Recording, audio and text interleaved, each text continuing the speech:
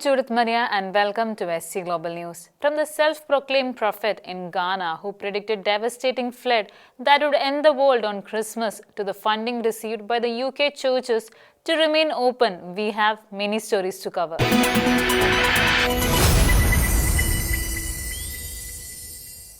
A self-proclaimed preacher from Ghana who had predicted devastating floods beginning on December 25th and claimed people would find safety on his self-built Noah's Ark has now said that the apocalypse has been postponed.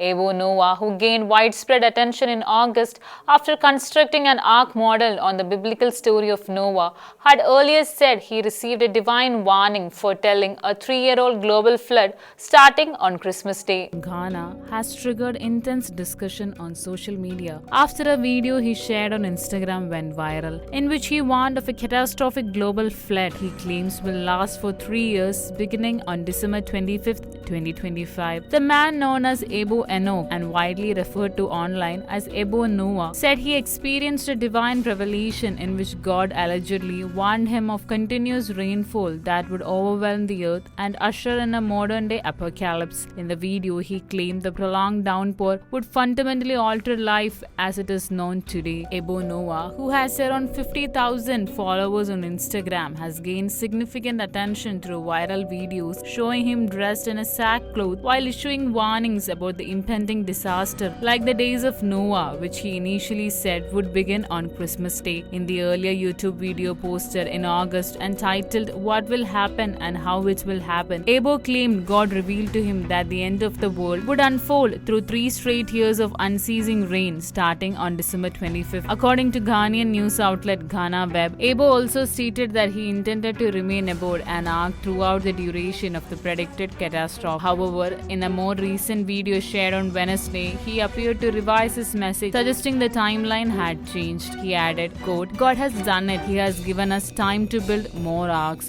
Enjoy the Christmas," end quote. Reports suggest that nearly 400,000 people accepted the prophecy without questioning and attempted to gain entry into the arks constructed by Ebo Enoch. Many are said to have sold their belongings, later finding themselves harmed by what critics describe as false teachings. The arks, reported to be more than 8 in number, were allegedly designed to house people, animals, and basic supplies needed for survival. The developments have echoed the biblical prophecy, cautioning that false prophets would emerge and deceive. China has intensified military pressure on Taiwan with large-scale live-fire drills encircling the island, marking the second day of its most expensive war games to date.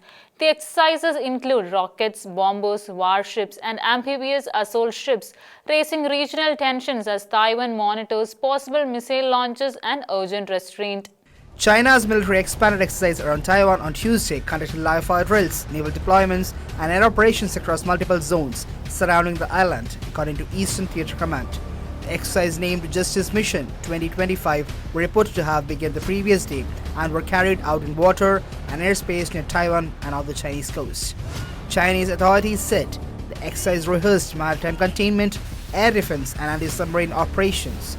Reuters noted that China confirmed live firing until 6 p.m. local time and practiced strikes on sea air targets. Chinese state media highlighted the deployment of Type 07 amphibious assaults, ships, bombers, destroyers as a key development.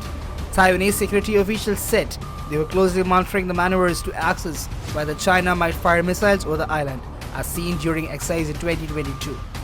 Taiwan's defense minister confirmed the debris from live firing had entered its contagious zone north of the island.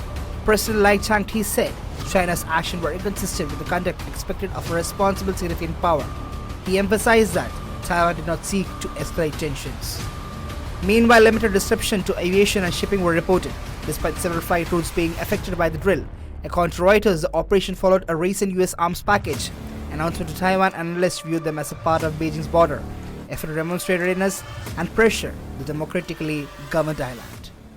A global prayer vigil continues for the critically ill son of Catholic speaker Paul Kim. His 5-year-old child Micah remains on life support following a sudden medical emergency days before Christmas.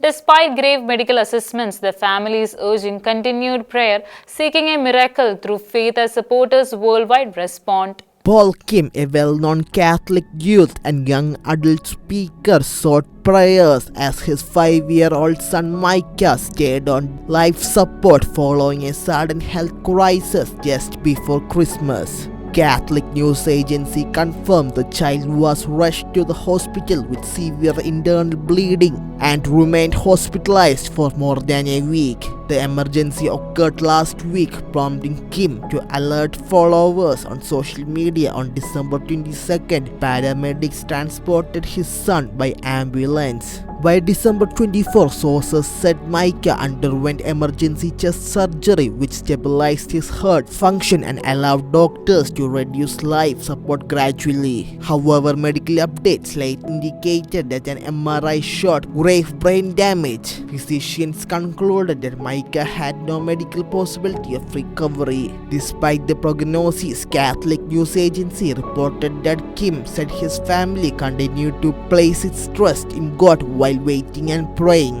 Catholic authorities stated that Micah received the sacrament of the anointing of the sick on December 23rd. Kim urged Catholics worldwide on Instagram to pray the Divine Mercy Chaplet and seek a miracle through Venerable Fulton Sheen. He said supporters continued sending prayer messages online and launched a GoFundMe campaign to help cover the family's medical expenses, according to CNA. In his video this morning, Kim said Micah remained in critical condition and called on well-wishers to pray, trusting God's will. Hamas confirmed that 5 senior figures have been killed, including its masked spokesperson, dealing a significant setback to the group. Among those confirmed dead by the Al-Qassam brigades is a brother of Yahya al-Sinwar, described as the key co-planner of the October 7 attack, along with several other top commanders. Hamas has confirmed the deaths of 5 of its senior leaders, marking a significant blow to the group's military command and communications network amid the ongoing war with Israel.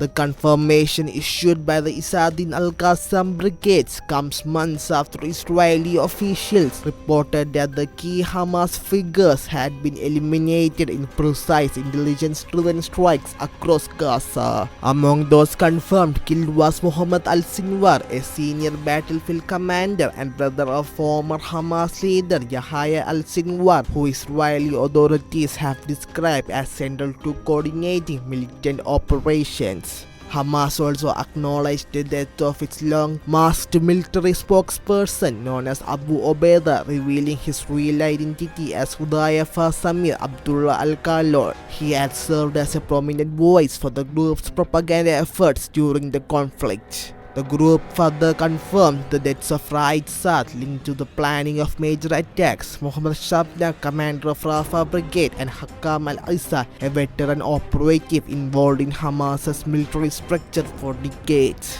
Security analysts say the removal of multiple senior figures reflects Israel's sustained campaign to dismantle Hamas's leadership, weakening its operational capacity and limiting its ability to direct attacks or project influence as regional tensions persist. The National Churches Trust has allocated £900,000 toward urgent repair and restoration work, helping churches, chapels, and meeting houses remain open and active within their communities. The funding comes as hundreds of historic places of worship across the UK face mounting pressure from rising maintenance costs and declining sources of financial support. Hundreds of churches across the UK are receiving financial support to remain open as escalating repair bills and declining funding put pressure on historic religious buildings. The National Churches Trust has awarded £900,000 in grants for urgent conservation and repair work, helping churches, chapels, and meeting houses continue their role at the heart of local communities. Claire Walker, Chief Executive of the National Churches Trust, said there is a need to explore creative solutions to ensure churches can stay open and actively used. The assistance comes at a critical time as churches are grappling with increased financial strain following recent changes to the government's listed places of worship grant scheme, which introduced a cap of VAT refunds for repair work, driving up overall project costs. The funding has been secured through collaborations with private donors, the Wolfson Foundation, and the National Lottery Heritage Fund. It will support vital maintenance efforts, including reinforcing a concrete tower in Nottingham and adding providing toilet facilities to a Saxon-era church in the Cotswolds that has stood for more than a millennium. According to research conducted by the Trust, as many as 2,000 churches across the UK may be forced to shut their doors by 2030 if current financial pressures continue, with smaller and rural congregations facing the great risk.